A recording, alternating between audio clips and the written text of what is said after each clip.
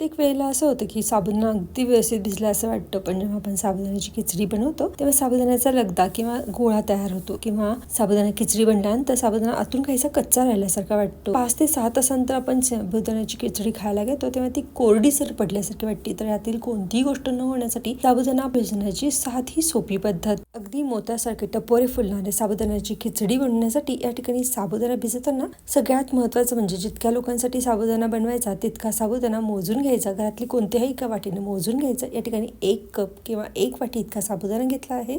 साबुदाणा 2 ते 3 पाण्याने स्वच्छ धुवून घेतला. यामुळे साबुदाण्यावरची काही हलकीशी माती किंवा पांढरीशी पिठी असती ती थोडी बहुत निघून जाती. धुतलेला हा साबुदाणा बाउलमध्ये घातला.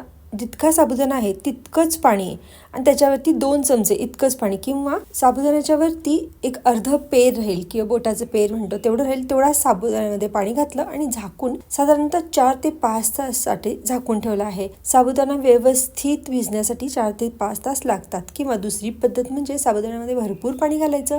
हे पाणी साधारणपणे 35 मिनिटांनंतर काढायचं आणि साबुदाण्याला असं चाळणीवरती व्यवस्थित पसरून ठेवायचं. 15 ते 20 मिनिटांसाठी पसरून ठेवलेला हा साबुदाणा नंतर पुन्हा एका बाउलमध्ये घालायचा आणि झाकून साधारणपणे 5 ते 6 तासांसाठी झाकून ठेवायचा. फुललेला साबुदाणा तयार आहे. या साबुदाण्यापासून आपण साबुदाण्याच्या अनेक व्हरायटी रेसिपी बनवू शकतो.